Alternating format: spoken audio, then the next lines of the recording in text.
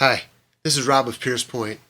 This is the second of what is going to be three different videos on how I practice, and specifically how I practice to be able to get better at improvising.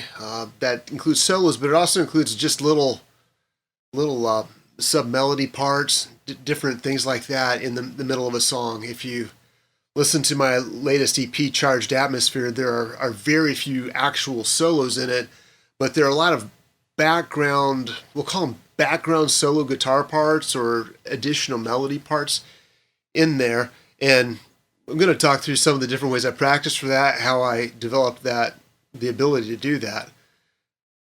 As I said, this is the second in three parts. In the last part, what I did is I went through the basics of a major scale and minor pentatonic scale and how I practice them.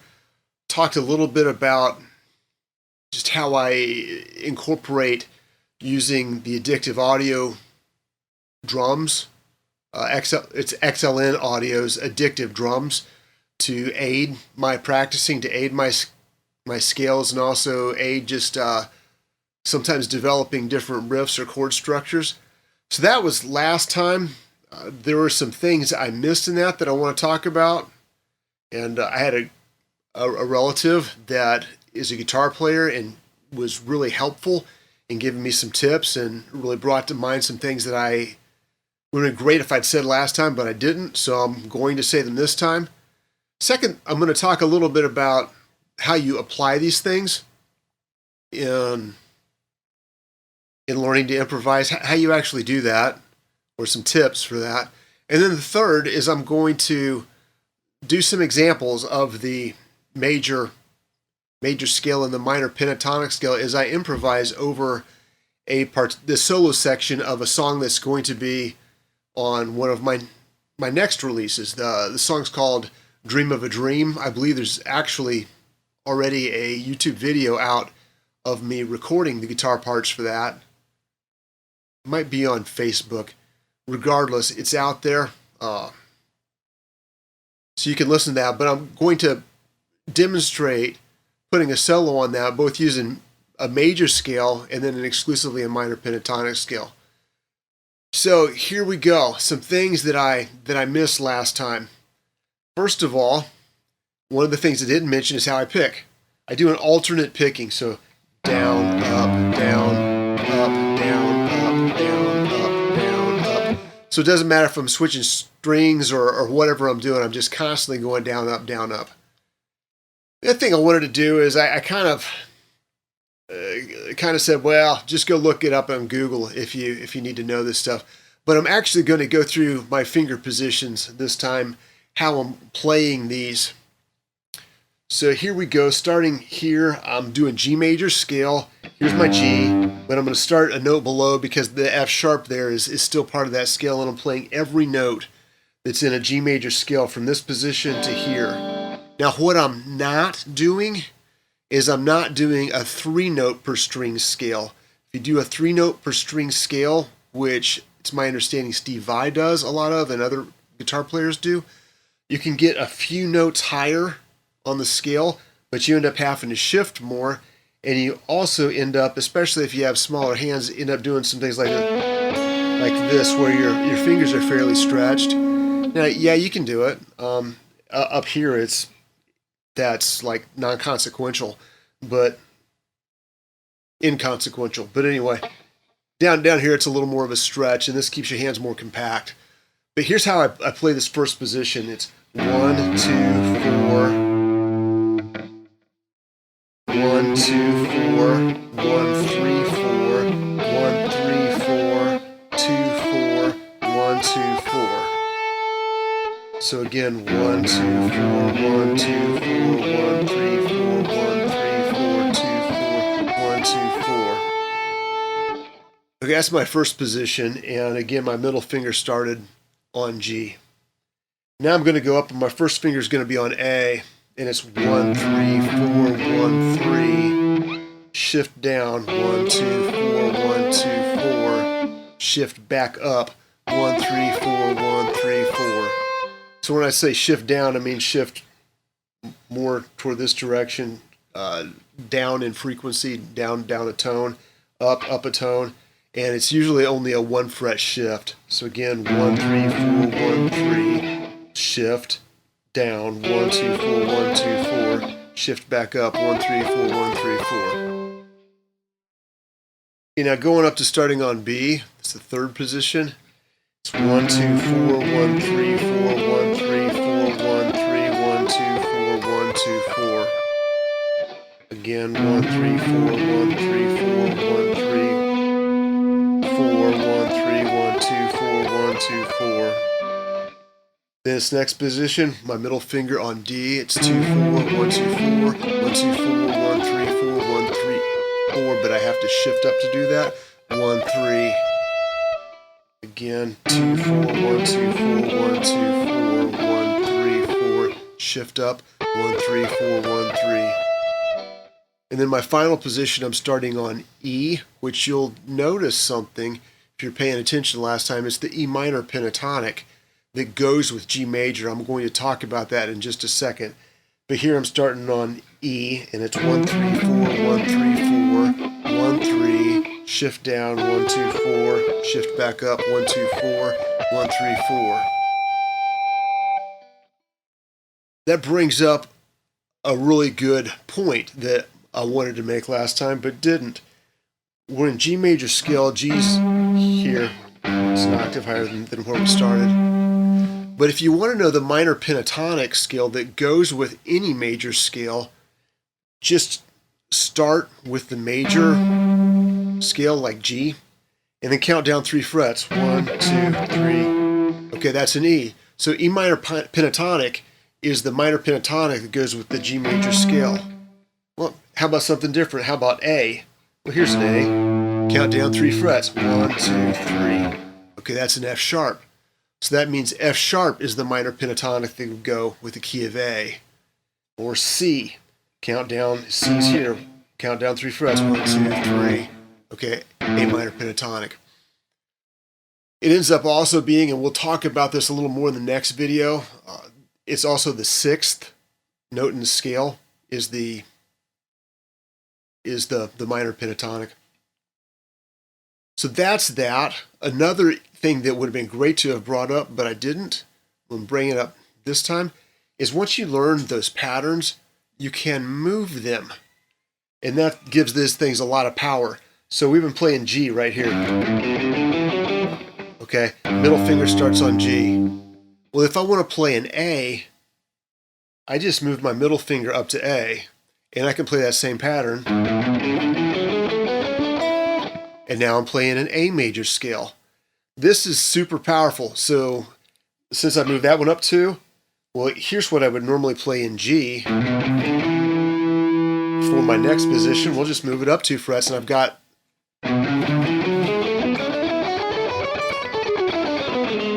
what that scale would look like for A major. So all these positions would just get shifted by however much to go from G to the next position.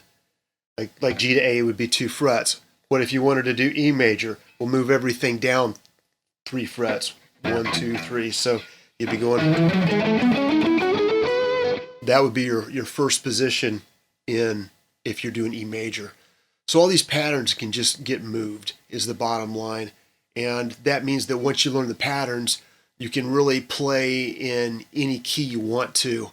You just have to move at the corresponding number of frets. And sometimes you might have to do an octave or drop things down to get it in the right place. But still, the idea is the same, is that you move at that many frets, and of course you can do your octaves. That again gives this tremendous amount of power. You learn, I think it was 5 sets of patterns there, and you can play any scale or any major scale in any key. So that was one of the things I really wanted to hit on.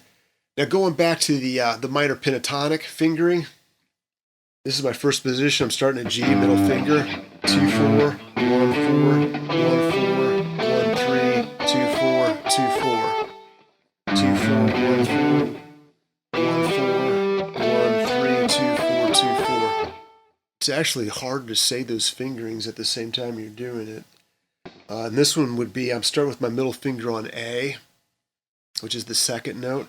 So it'd be 2 4 2 4 2 4 1 4, shift up 1 4 1 3. Here's the third position, starting my first finger on B, 1 4 1 4 1 3 1 3 2 4 1 4. And then start my middle finger on D, 2 4 2 4 1 4 1 4 2 4 2 4. And then E, the E minor pentatonic, is 1 4 1 3 1 3 1 3 1 4 1 4. So those are the fingerings there. That should, I think, basically cover up all the things I missed from last time, or I don't know that I really missed them, but this certainly helps add a little more detail to those and hopefully makes them more useful. Okay, so moving on to the next section. The ideal way to learn these skills, I mean, you've got kind of the tools to start trying to build something with this major and minor pentatonic scale. It's the really just kind of learning what the notes are and where, and when you learn those notes well, you can move around in these positions so you're here.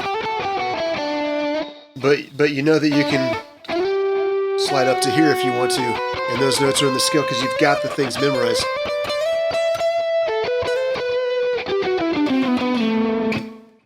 You've got it memorized, you know every note that goes in that scale on the keyboard, and you know fretboard, and you're used to moving around in those positions, so you can do that. But still, really, it's just the tools that you need and the physical dexterity in your fingers and knowing those patterns. It doesn't really make a solo or anything all that interesting. So how do you start to apply this? How do you start using those tools in the real world? Well, one of the ways I talked a little bit last time about one of my guitar teachers, also my bass teacher did the same thing, where you have one person play a chord progression and you know what scale that chord progression is in, and if not, you experiment till you figure it out. But you know that chord progression, so you know what major scale you want to play, you want to know what minor pentatonic scale, and you just there's no other way than just to try something.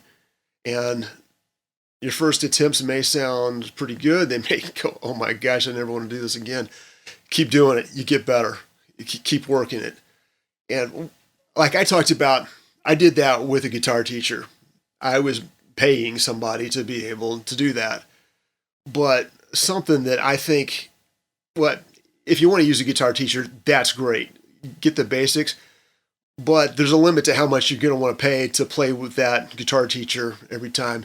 If you can find somebody that's roughly your skill level, that is interested in roughly the same styles, that is a fantastic way to go. And here's how it would work. You agree on a chord progression, or maybe you don't. Maybe you each have a couple of chord progressions you want to work with, and you say, hey, friend, play this, and you show them the chord pattern you want played, and then you solo to it for a couple of minutes, or at least you try to, and you fumble around, and you have a couple things that sound good, so you want to like more of that, and it keeps you coming back for more of those few good moments that you get, and after a while, those good moments get even better, and the bad moments get fewer, and you're really enjoying it.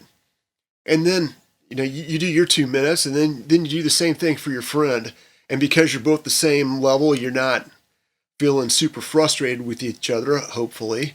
And because you're both trying to do the same style, you're liking each other's chord progressions, liking what each other's working at doing. So it all works out well. That's honestly ideal. That's the best way to do it. You have a friend there, somebody you like, that you're both learning together, you're helping each other out, you're having fun doing it. That fact that you're having fun doing it and doing it with someone else is kind of a way of it's kind of like having a workout partner. You may not feel like working out, but you go to the gym anyway because somebody's there waiting for you. Well, it's the same thing. You've got your practicing buddy, and because he's going to be coming over in 15 minutes, and you don't want to have to call him and say, I'm wimping out today, you go ahead and do it, and you get that consistency. Well, that's the best way, but you don't always get what you want. So if you don't get what you want and you have to do it yourself, there's a fallback. You can get yourself a recorder. Almost all computers, you can get GarageBand or some cheap recording software. If you have a built-in metronome or drum machine, like I've already talked about, I use XLN's Audio's Addictive Drums. Have all kinds of patterns that I can play along with, and then I can put down the chord progression that I want with those. That's a lot of the ways I write these days because I'm a solo project.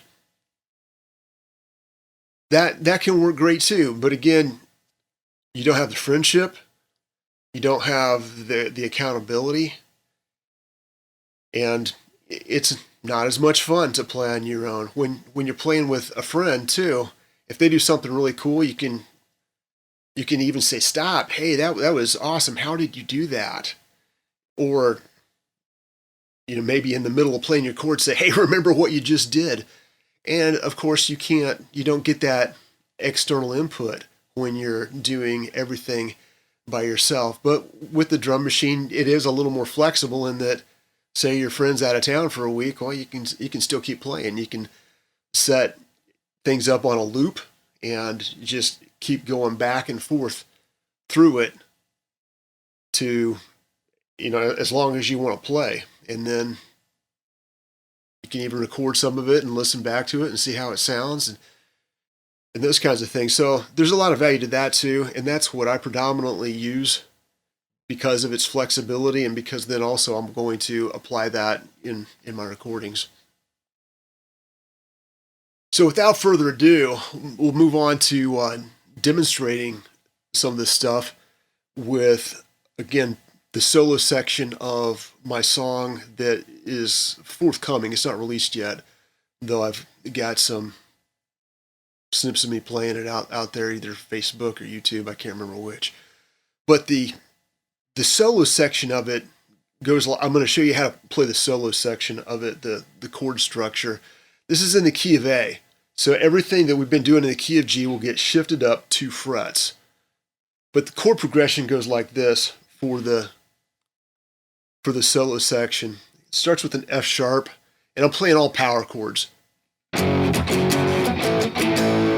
an A major. I don't really play the second string, so it's really actually more just a power chord than an A major.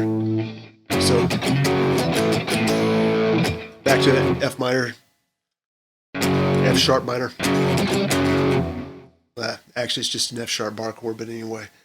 I'm doing a chromatic walk down here. It's out of the blues scale. We'll talk about that next time.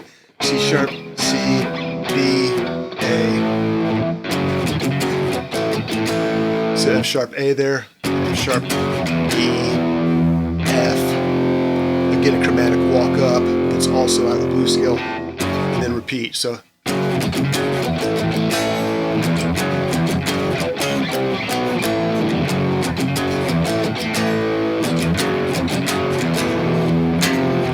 And I do that, I think, 4 times.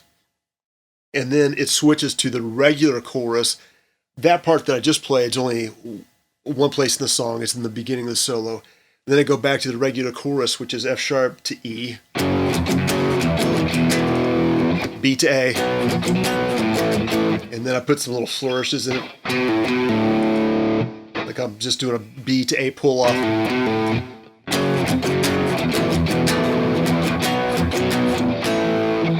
And then I'm bending here.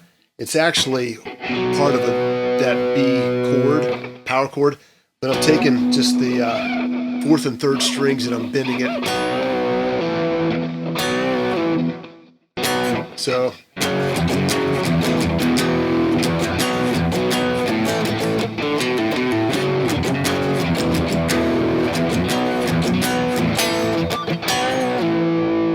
Then back to F sharp, E, B, A. And I think I do some upstrokes there.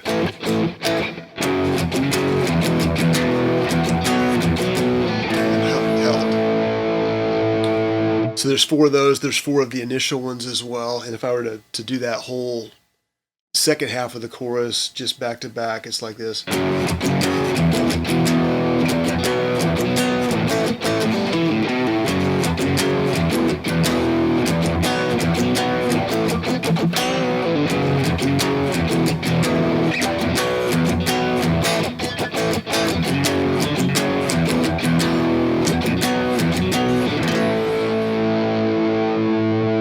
So that's it.